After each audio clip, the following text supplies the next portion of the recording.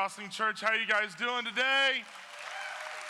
Awesome. For those of you who are joining at all of our different locations, we're so glad that you are hanging out with us today as well. For those of you who are joining us on YouTube or you're live streaming from wherever you're at, we're glad that you are continuing to participate with us as well. Which, while I'm at it, for those of you who are going to be taking advantage of the summer and you're going to go on vacation and hang out with your family, don't miss the opportunity to live stream during our normal service times wherever you're at. I got done preaching last night and I've got pictures on my phone of people looking at a flat screen TV in their camper plugged into an iPad, and they were live streaming the sermon, which, listen, you can do that. You don't have to miss through the value of technology. And if you're going to miss, make sure when you get back, you hop on the website or on YouTube and you catch up so that way you can keep tracking with your church family. For those of you who are brand new to the Crossing, maybe you're trying us out for the very first time, we're very glad that you are here as well. And our hope is that you would discover what we've discovered, and that is an intimate personal relationship with Jesus Christ. Well, today we get to start a brand new 4-week sermon series entitled Man of Steel. And you're going to be learning over the next 4 weeks what God's design or God's game plan for men is. And it's going to be a tough series, a challenging series, but also a life-changing series. And anytime you get ready to start a series like this, specifically targeted to men, I think Satan likes to provide a couple off-ramps. Off-ramp number one might be, hey, I'm not a dad, Clayton, so what do I do?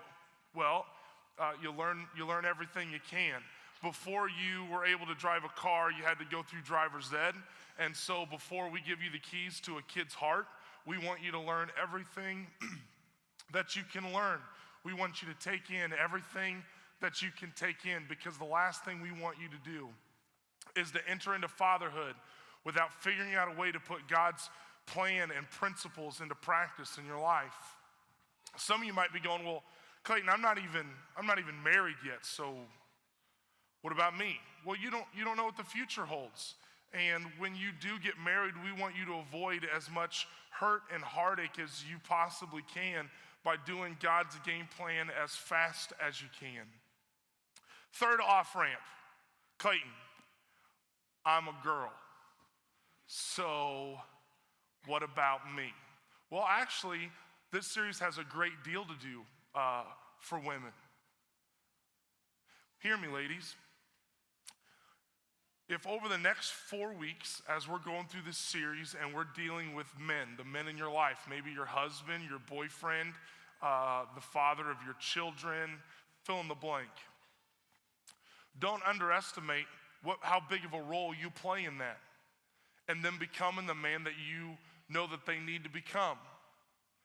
Statistics, the research shows this, that a man is he will dictate the spiritual temperature of the home, but the wife will dictate the emotional temperature of the home. And if, for the next 4 weeks, you were to maybe be a little bit less of what you have been, and maybe for the next 4 weeks be the best encourager and cheerleader and supporter you could be, I wonder what kind of guy you could release in your house. If he saw you behind him, rooting for him, cheering for him, not pointing out every time he fails, but rooting for him every time he succeeds.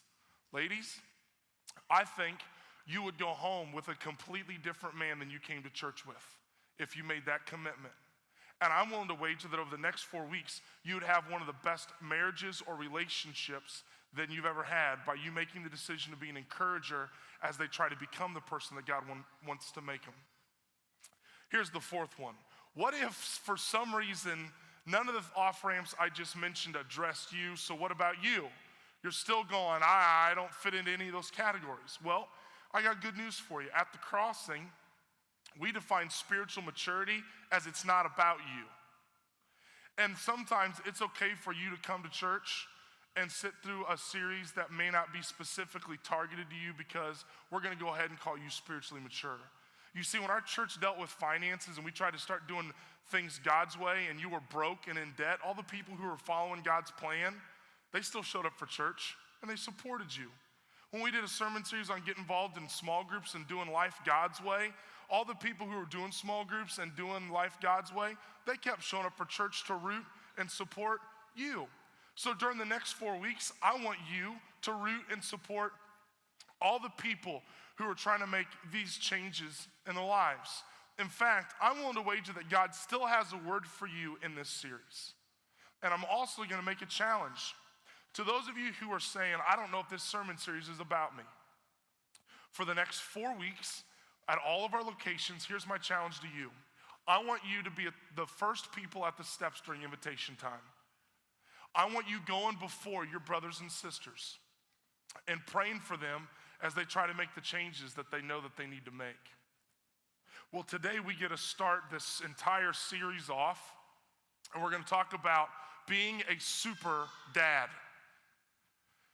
Hear me, I did not get to preach this weekend because I've earned that title. I still have the training wheels on as I try to become a father. Listen to me, fathers. This world and our kids deserve the very best fathers that we can be.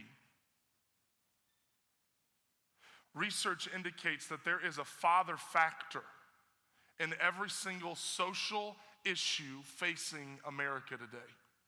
Feel the weight of that. That there is a father factor in every single social issue facing America today. We were at the men's conference and Jerry was preaching from this very spot. And he had all the men who were at the conference stand up. So everybody, all the guys stood up. And he said, I want you to sit down if you had a spiritual father who consistently demonstrated a relationship with Jesus Christ. He said, if you had that, I want you to sit down. And by the grace of God, I was able to sit down because my father, who's probably at the Keokuk campus right now, he was that for me. But I sat down and I looked around the room. I was sitting right back there. And there was just so many people standing. Maybe as high as 80% of our men were still standing. I started to tear up. I was emotional. I felt ungrateful for how good of a dad I was able to have. I felt unworthy of having that. I felt like a bad steward of that. And I just hurt for guys who haven't been raised by men who were leading them spiritually. Spiritually fatherless guys. I was thinking, no wonder they're struggling to be the man that God created them to be because they never saw it modeled for them. And now they're fathers themselves and they don't know how to be good dads because they never had a good dad. And so what I want to do is I want to use our time today to give you like 4 biblical principles for you to kind of put into your life to help you be the super dad that I know you want to be. Ladies, did you hear the weight of chances are your husband did not have, or your boyfriend or the father of your children did not have a great spiritual father, and so the reason he's struggling is because he's never seen it? That's why I need you to be a cheerleader over the next 4 weeks. I need you to be rooting for him, helping him, pointing him in the right direction in a very kind way. So if you're wanting to take notes on how to be a super dad, I'm just going to give you 4 bullet points today on how to be a super dad. Rule number 1, a super dad has an intimate personal relationship with Jesus Christ. That is first and foremost. You got to do this one right. Listen to me, fathers. Whether or not you have an intimate personal relationship with Jesus Christ will have eternal consequences for your family. The numbers are in and the numbers don't lie.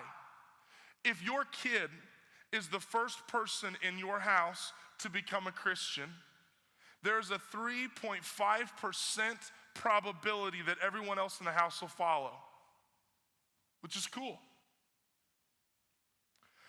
Moms, if you are the first person to become a Christian, there's a 17% probability that everyone else in the household will follow. So if you add up the moms and the kids, we're at 20%. Hear this, men. This is on us. If the father is the first, there is a 93% probability everyone else in the house will follow. No one in your house plays a larger spiritual impact than you. If you have an intimate personal relationship with Jesus Christ, there is a 93% chance that the rest of your family will find what you have found. It's on us. We can't fail here. Listen, if you get everything else wrong, get this right. Have an intimate, personal relationship with Jesus Christ. Some of you might be going, well, what's that look like? Jesus was once asked to sum up all the laws, the entire Old Testament. He says, here's the cliff notes. In Mark chapter 12, verse 30, this is what he says. Love the Lord your God with all your heart, with all your soul, with all your mind, and with all your strength. Get this right. Love God with everything you've got, everything you have. Make him your number one focus, your number one priority, your number one goal. Fathers, love God with everything. And chances are, if you get this one right, almost everything else will take care of itself.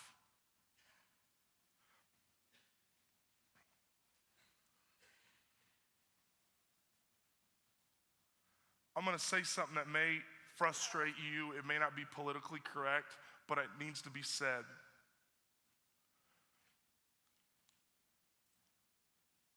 Some of you take great pride in saying that there is nobody in the world you love more than your kids. And I think if you're just trying to use that to say that you love your kids, that's great. But hear me, if you love your kid more than you love God, that's idolatry. And that's a sin. In fact, you are not loving your kid the way God intends you to love your kid until you love God first and foremost. So dads, if you want to be a super dad, rule number one is you got to have an intimate personal relationship with Jesus Christ. Rule number two, if you want to be a super dad, you need to love your wife and or their mom. Okay? You need to love her. Listen, before that kid came into existence, there was you. Before when he made Adam and Eve, before they had children, it's because you had a relationship that these kids were brought into existence. You at least had some form of relationship. And you need to do a really good job of loving their mom. You need to demonstrate that on a consistent basis. And don't underestimate how powerful that is. My parents literally did a great job of making sure that everybody in our house knew how in love they are. And you have no idea what that meant to me. I never saw my parents fight. I saw my dad kiss my mom more times than I wanted to. And as much as it grossed me out, do you know how happy it made me? That I had parents that loved each other. I never went to school and had to figure out how to do math problems while wrestling with how are mommy and daddy gonna make it through the rest of the day or the rest of the week or the rest of the month. I could just focus on math problems. Parents, dads, you really need to love your wife or their mom. So here's a couple principles. One, if all your kids belong to you and your wife, if you're in that category, Here's what I want you to do. I want you to spend time with her, like one-on-one time with your wife. I want you to go on a date. I want you to go on a couple's getaway. Jennifer and I just got back from going to the Lake of the Ozarks on a couple's getaway. That's why I look so bronze and sleek. We just got away.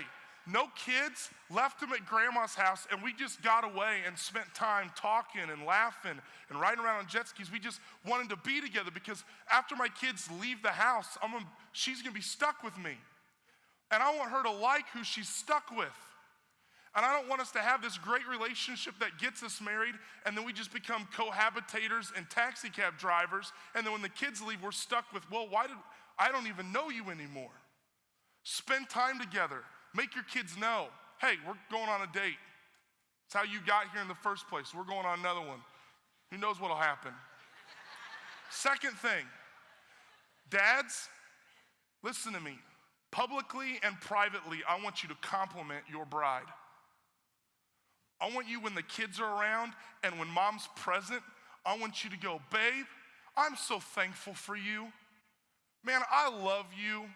Thank you for everything you do. Let the kids hear that. So that way when they have a spouse, they'll imitate what they learned from you. Wouldn't you love that?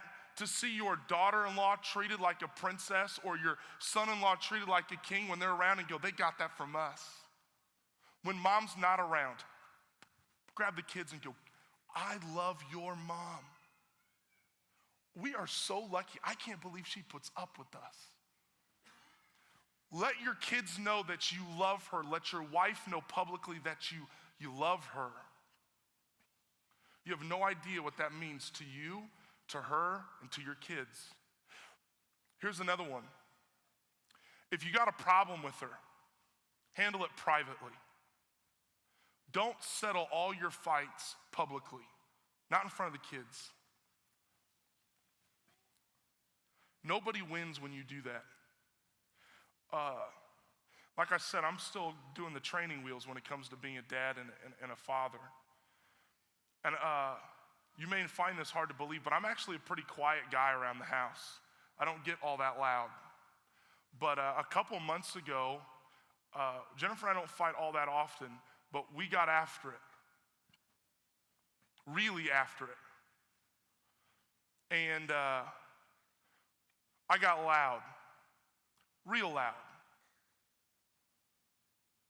And I wanted to win what we were talking about. And I was even in the right. She just heard that. Hear me. I completely sinned and failed as a husband and a father by the way I handled myself in that situation. My son Zane started crying. Not kind of crying like, I don't like this. Kind of crying that I don't feel safe. I could tell I had emotionally robbed him of the safety in our house. And it broke my heart because I'm better than that. My wife deserves better than that. My kids deserve better than that. And my God deserves better than that. And if I were to bring all your kids in and have them stand up and say, I want you to sit down, if you've not seen mom and dad scream at each other, I wonder how many kids would still be standing. We need to do a better job here. Okay, Clayton, well, what about me? I don't live with the mother of my children anymore. We're exes. We split up. Whew. So now I don't even have to listen to this sermon. Oh no, I'm gonna crush your toes right now. Rule number one, if you don't live with the mother of your children, you need to celebrate the time that your kids get to spend with her. They didn't choose for you to split up. You made that decision with her. And you need to honor the time that she gets to spend. She's their mom. You don't need to make your kid feel guilty. You don't need to guilt trip them into spending time with you. You need to stop that. You need to celebrate the time that they get to spend when possible. You need to do your best to have common goals, dreams, and visions. So that way there's not a huge disparity between your house and their house. You need to work at that, and it's not going to be easy. But you need to do the very best job that you can. You need to make sure that you're not turning your kids into carrier pigeons and having your fight and using your kid as the middle person or a pawn in your chess set. You need to stop that. And some of you, you're super guilty of this. What you need to do is you need to call them up on the phone and you need to figure out ways to have adult, meaningful conversations. Here's one. I want you to stop bad-mouthing them, and I want you to start complimenting them. Why would you run down the mother of your children in front of your children? Why would you do that? Do you want her to do that to you? You know what the second greatest commandment is? Love your neighbor as yourself. I think she should qualify as your neighbor. Treat her the way you want to be treated. Or if you're going, I don't like that one. Okay, well, Jesus said, love your enemies. Pray for them. So there's no way you're getting off the hook on this one. Let me ask you a question that'll make you feel worthless. When was the last time you prayed for your ex? When was the last time you demonstrated love for them? Do you know that when Jesus died on the cross, he didn't just die for you? He died for her. That even though you can't stand her, he died for her. I know this is not easy, but what would happen if right now you stopped listening to my sermon and you pulled out your phone and you sent her an encouraging text saying, I appreciate the way you handled this parenting situation. I bet they'd go, what got into you? And then you could tell them it was Jesus. And maybe God could start redeeming that relationship. How cool would it be if you started baptizing your exes? I know some of you have more than one. And what would that look like? What kind of glory would God get from people who are willing to be that obedient? I'm telling you, it's not easy. But last night while I was preaching, a guy in the front row pulled out his phone and he sent a text message. And I gotta believe that if you became an encourager and you started figuring out ways to compliment them and love your ex and ask your present wife how to do that appropriately. I mean, don't cause more problems, but I want God to get glory in this. Third thing, if you want to be a super dad, you need to show up. You need to be present.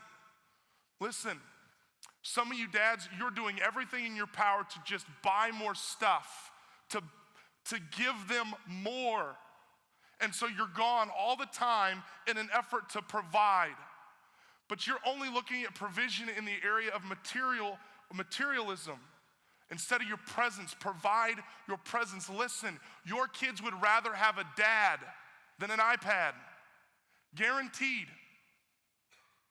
Listen, some of you want to be great dads and you're running down this road of getting them more stuff and you're gonna get to the end of it and you're gonna realize you completely missed the boat on being who you were supposed to be. You need to be the kind of dad who is there, who is around, who is present. I have never once, not ever, sat in front of a family who was getting ready to when I was getting ready to do a funeral for their dad, and they said, would you please tell everybody how much money my dad was worth? Oh, please don't, you gotta make sure that you tell everybody all the cool stuff he bought me. I've had people sit in my office who don't have memories with their father. I've had people who sat in my office who, when I said, tell me one good thing about him, didn't have anything to say. And I've had some kids sit in my office and say, man, my dad took me fishing. He coached my baseball team. He never missed fill in the blank. That, deep down inside, is what your kid wants. They'd much rather have you around more and have less money, guaranteed. Some of you need to make that switch. When you come home, this is a hard thing for me to be like an all-in father, but I want you to create all-in moments. When I was doing ministry and I was single, man, I could just do whatever I wanted whenever I wanted ministry-wise. Then I got married and it was like I had to pump the brakes, and then I had kids and I had to like pull the e-brake. And I had to rethink about everything I was doing. And I could justify myself out of any situation. I could come home and go, babe, well, this marriage is, oh man, if I don't do this, what's gonna happen in this family? I could just continually put my family on the altar. But listen, Solomon says there's a time for everything. And there is a time for long hours. There is a time for you to work really, really hard. But listen, there is also a time for you to be a father. So here's what this looks like in my life, and I still got a long way to go. I take the kids every morning wherever they're supposed to go. That's dad time. We pray and we talk. And more often we just pray because they don't want to talk or they're too young to know what's going on. But I do that. And I try as hard as I can from 6 to 8 to be completely in. I try to be away from the phone. I try to make sure that the TV's off because I'll get sucked in really, really fast if it is. It is so hard for me to step away from the TV sometimes. But from 6 to 8, I'm gonna be all in. From dinner to bedtime, I wanna be as present as I can possibly be. And some of you dads, I'm gonna encourage you, figure out how can you be as present as you possibly can. What about you, those of you who don't live with your kids? They live a long way away. I still want you to be present. 43% of kids in America today are growing up without their fathers present. I'm gonna read a statistic that's gonna make you feel sick to your stomach.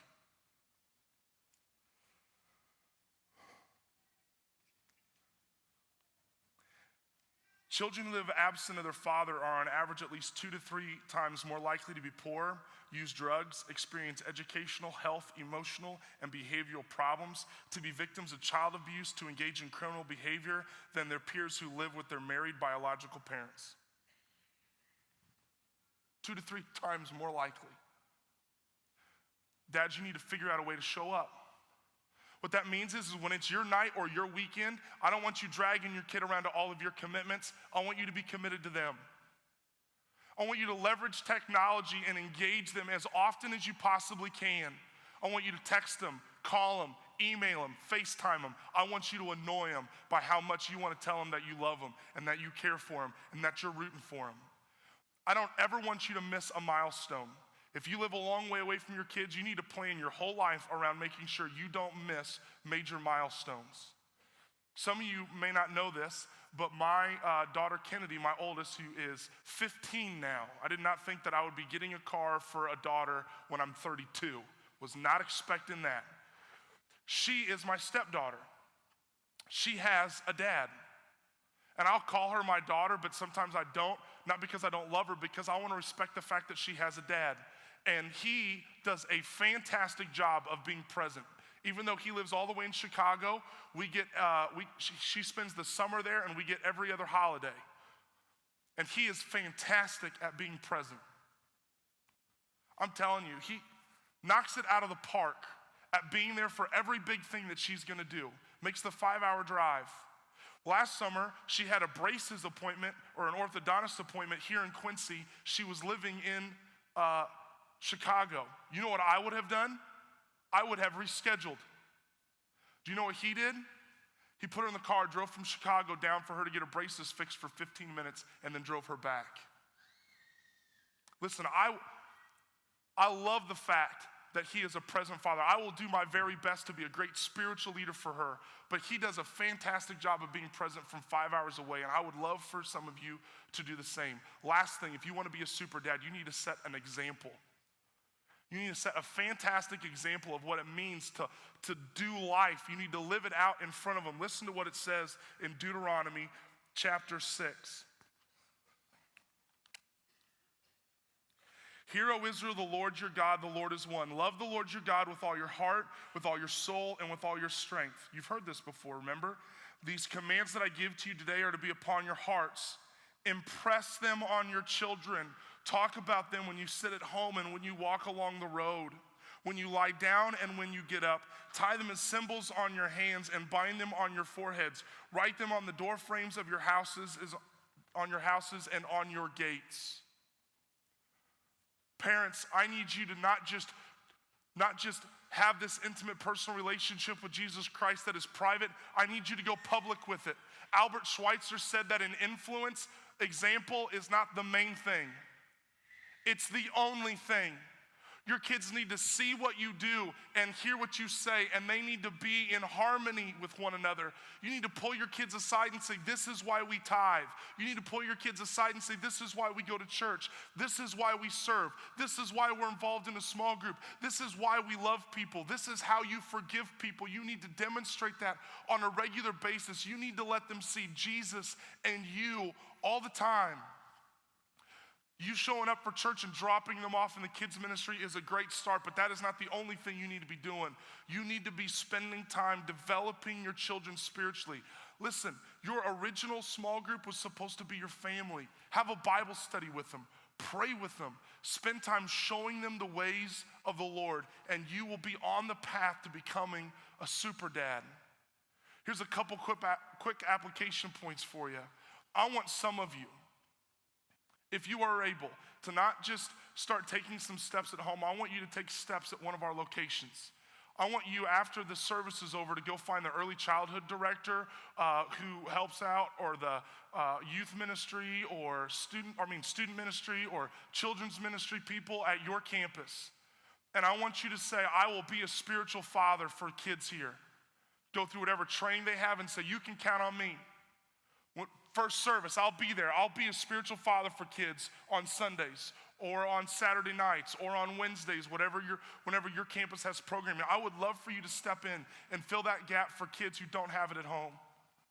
I want you to go home with your family today, and I want you to circle them up, and I want you to pray over them. I want you to have them pray over you. I want you to get down your knees, and I want you to apologize to them and say, I want to do a better job of being the kind of father that you deserve.